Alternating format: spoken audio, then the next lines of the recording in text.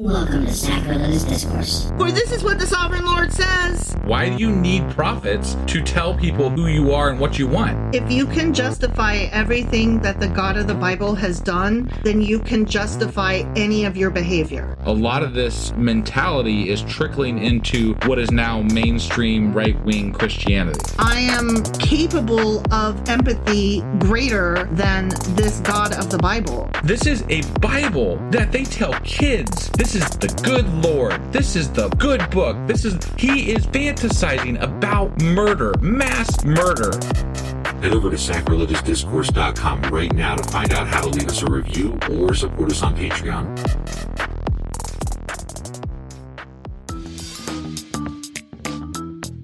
Hey there, sinners and saints. It's your favorite Bible-bashing duo from Sacrilegious Discourse, and we need your help. That's right, folks. We're raising funds for some heavenly equipment and a studio that doesn't sound like it's in the depths of hell. Our current setup, let's just say it's more apocalypse than audiophile. So if you want to hear us dissect the Bible without the background noise of demonic squirrels, chip in a few bucks. We're aiming for $5,000 to upgrade our audio and build a studio worthy of blasphemous banter. Donate today and help us spread the good word of atheism. You can find a link right on our homepage, sacrilegiousdiscourse.com. Every dollar counts. Even if it's from your collection plate.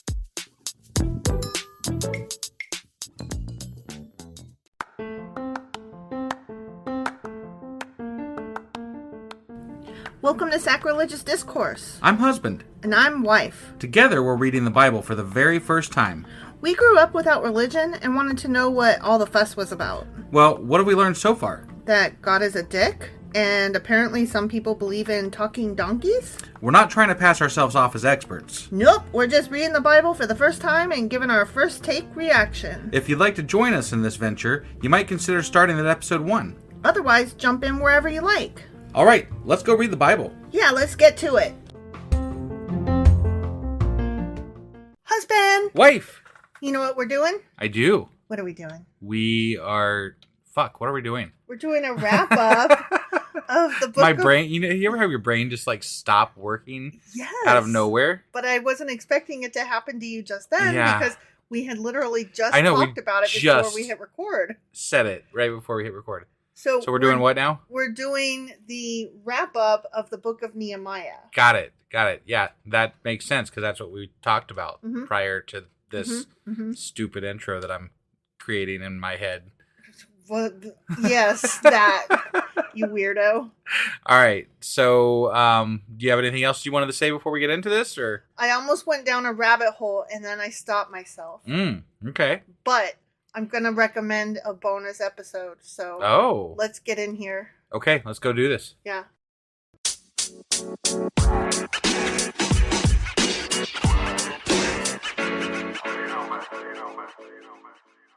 Okay, now before I get into all that rabbit hole shit. Yeah, let's talk about Nehemiah some. Yeah, that's a good idea since it's, the Nehemiah Wrap Up. Right. You'll understand why I'm trying not to rabbit hole in just a minute. Okay? Yeah. But let's just get through this. Yeah. So to recap Nehemiah, under the edict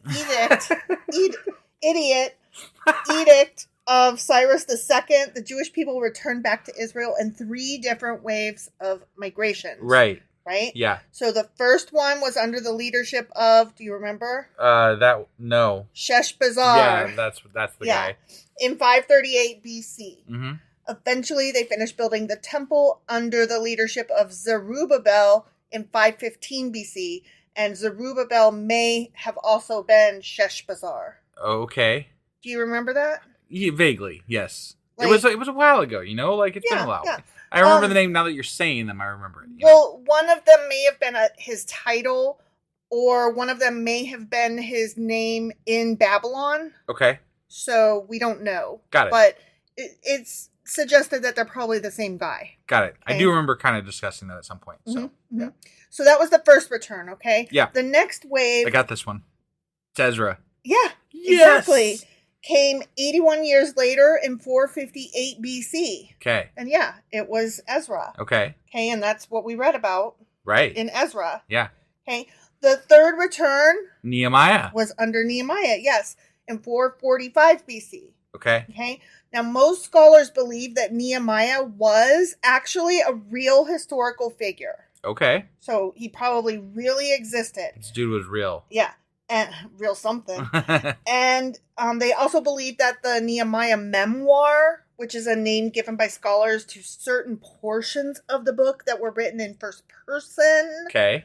that it actually is historically reliable. Interesting. Yeah. So Really? most scholars do believe that a lot of that shit actually happened, which makes sense because nothing magical happened in that book.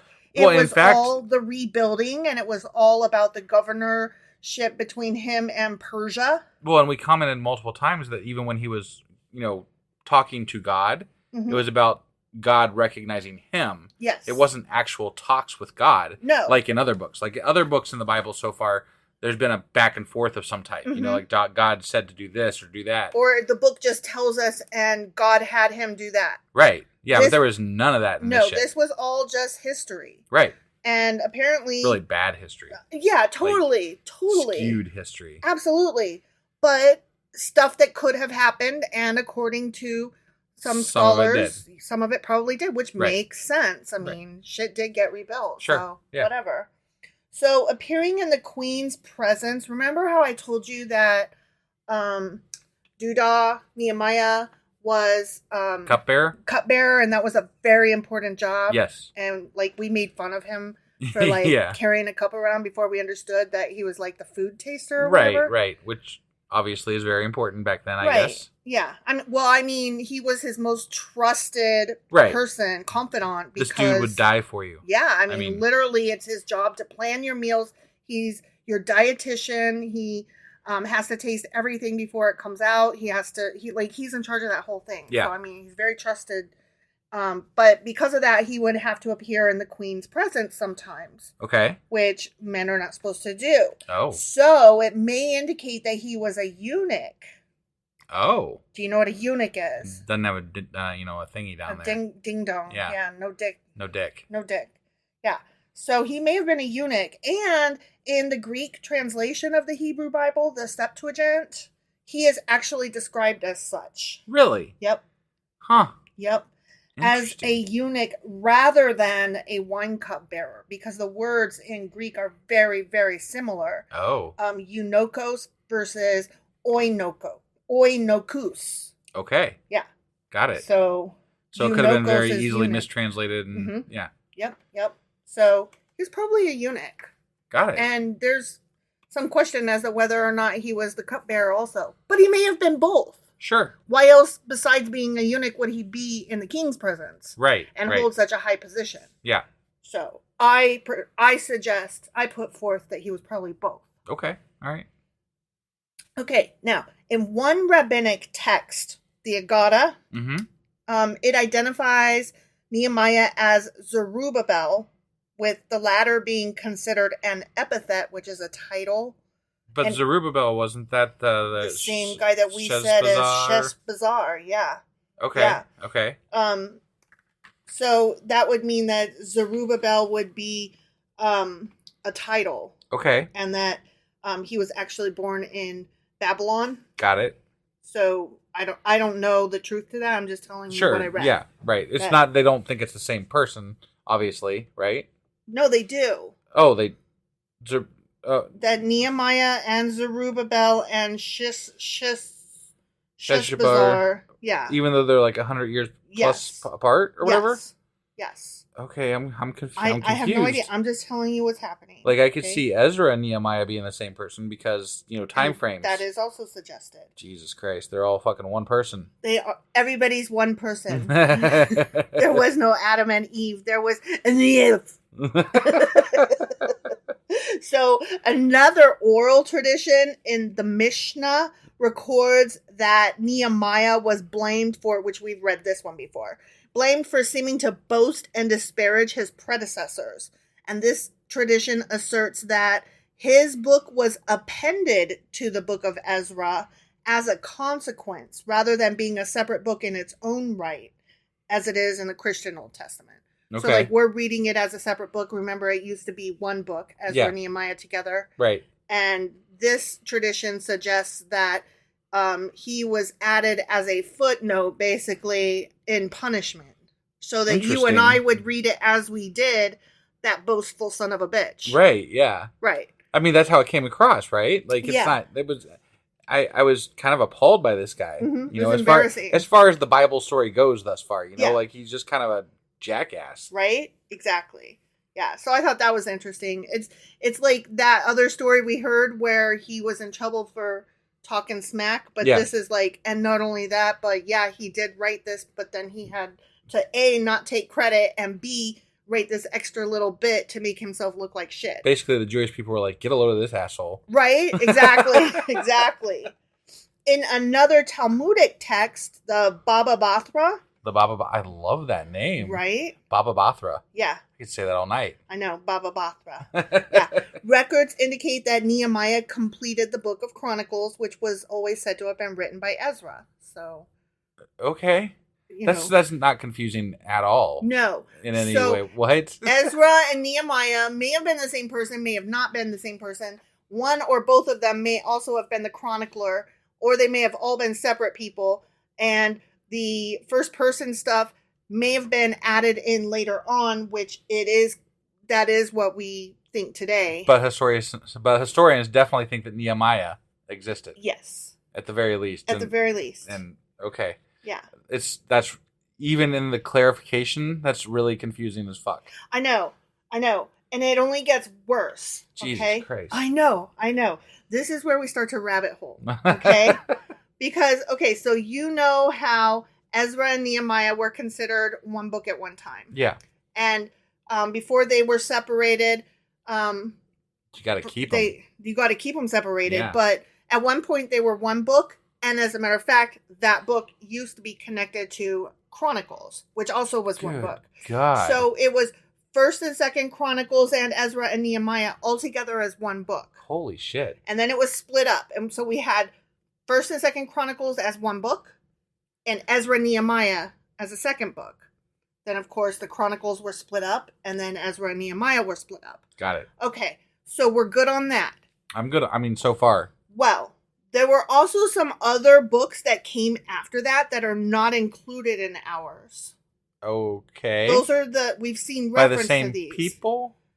Don't know. Not there. Okay. Okay. But we've seen reference to these. These are the Esdras. Okay. Esdras.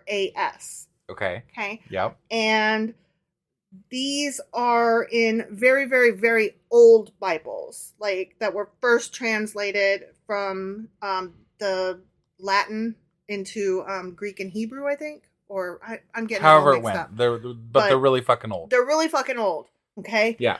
This is where it gets really confusing and why I had to stop, because this rabbit holes, and I want to have a bonus episode that's nothing but Esdras.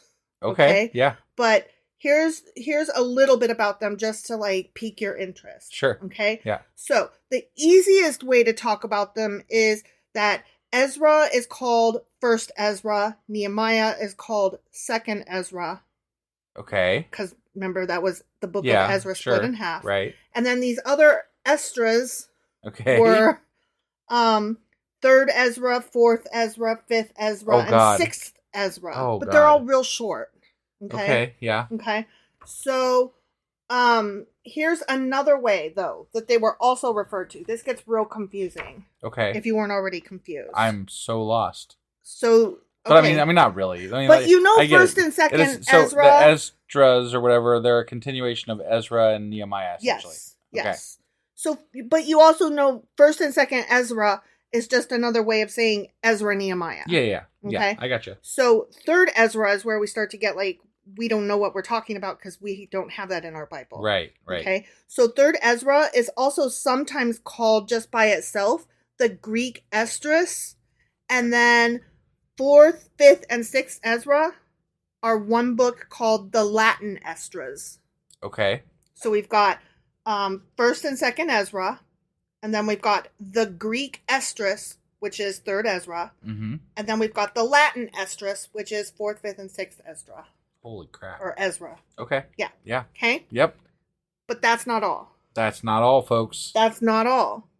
So, There's also another book that was translated that put them in different order. Yes. Okay. So even talking about these Esdras, Yeah. and extra Esdras, Right. I wouldn't even know what order to put them in. My God. Right. But, so these are, first Esdras, Yeah. which is equivalent to third Ezra.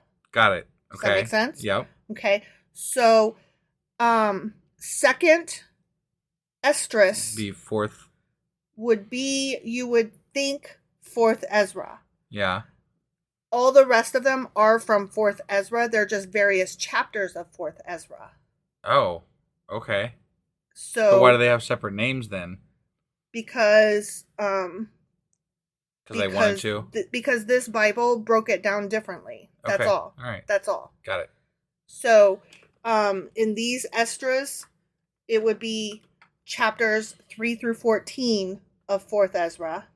Okay. And then the next one would be chapters 1 and 2 of 4th Ezra. Okay. So now we've got 1 through 14 just out of order. Yeah. Right? Yeah. And then the next one, the last one, 4th Esdras, chapters 15 through 16. Got it. Okay? I guess. Right. I mean, okay. Right. So, what the fuck are those, right? And why do we care? Is Right. the question. Yeah.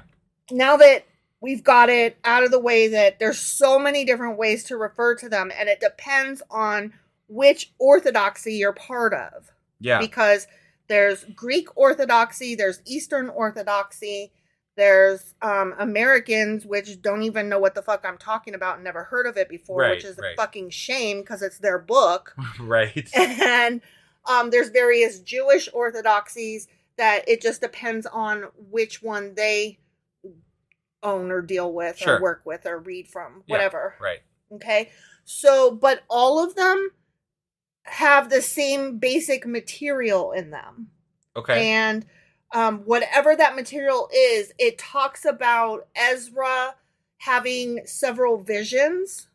Okay. And in these visions, he is talking to God and asking God all kinds of questions. Like, why don't we own the whole planet?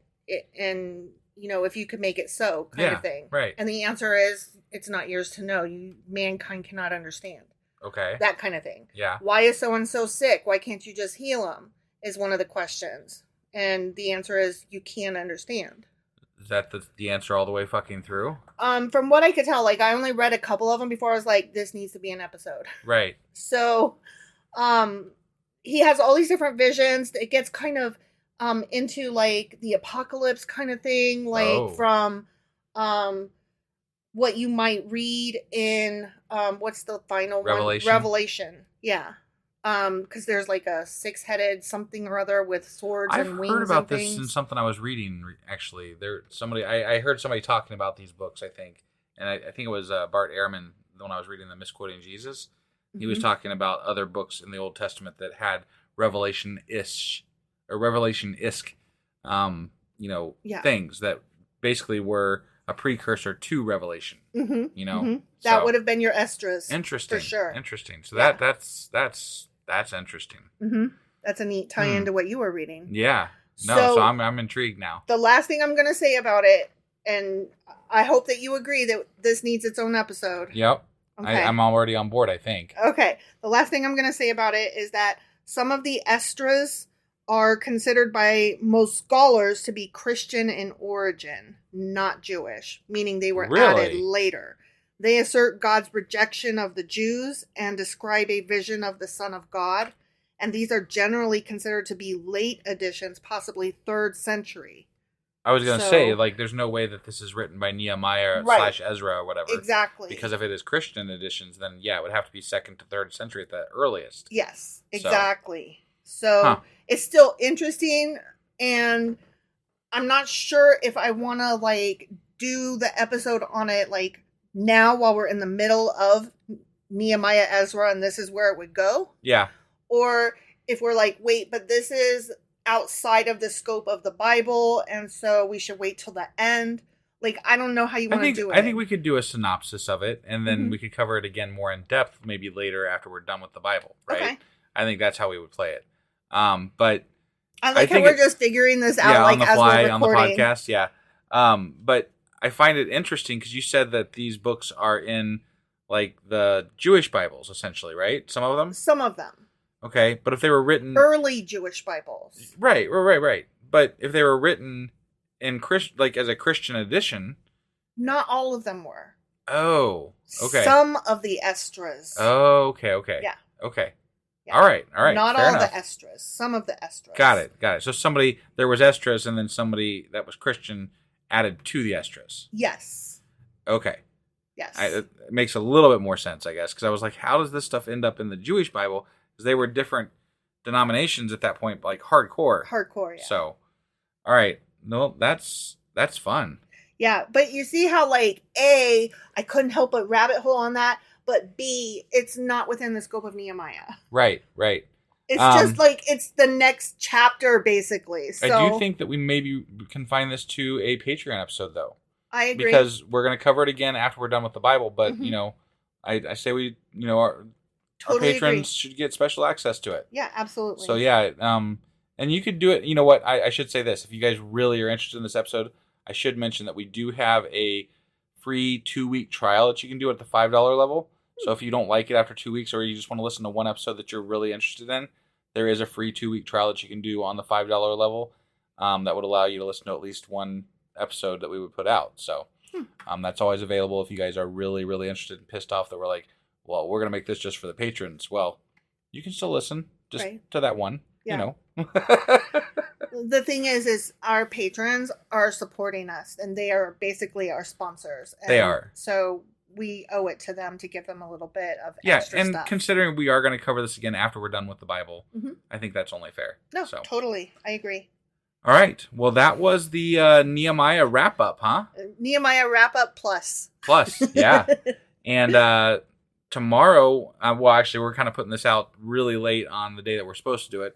So in just a few minutes, we're going to be doing the contradictions, or you're always wrong. Right. That will hit tomorrow from our time frame right now at 6 a.m. Yep. And then we'll be back after that on Wednesday with First Esther, unless we push that back in order to do our...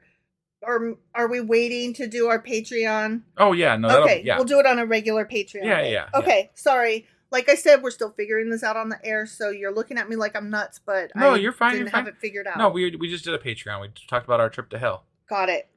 Okay. So sorry. No, you're good. Nope. So then on Wednesday we'll be Esther chapter 1. Yeah. All right. Sounds great. We'll see you guys then. Yep. Bye.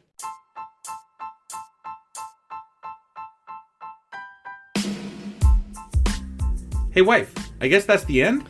But husband, that's just sad. It doesn't have to be. We are on lots of social media platforms like Twitter. Our handle there is sacrilegious_D. For D's nuts. Oh my God. Stop doing that. Anyway, we're also on Facebook, Instagram, and Pinterest. There's a link to all of our social media sites at our website. Ooh, we have a website? Yeah, it's sacrilegiousdiscourse.com, where you can also find a link to our merch shop. We have a merch shop? Yep. We have podcast-themed clothing, mugs, notebooks, and more, as well as an atheist and science-themed products. Wow, our fans should really go check that out right now. Definitely. They can get in touch with us by sending an email to sacrilegiousdiscourse@gmail.com. But before they do that, we could really use some help. Oh yeah? With what? Well, it's not free running the podcast, and we need some financial support in order to get better equipment, which will free up time so we can concentrate on our podcast and our fans. Okay, so what should they do? Head over to patreon.com/sacrilegiousdiscourse and sign up as a contributor on our podcast. Supporters there receive additional bi-weekly episodes that we record just for our Patreon members for as little as $2 a month. Also, we'd really appreciate it if you would like and subscribe on whatever platform you're using. And Apple Podcast reviews help us out tremendously. Like and subscribe. Leave an Apple review. Join us on Twitter. Support us on Patreon. That's a lot of instructions. Don't forget to say thanks. Thanks. Okay, bye.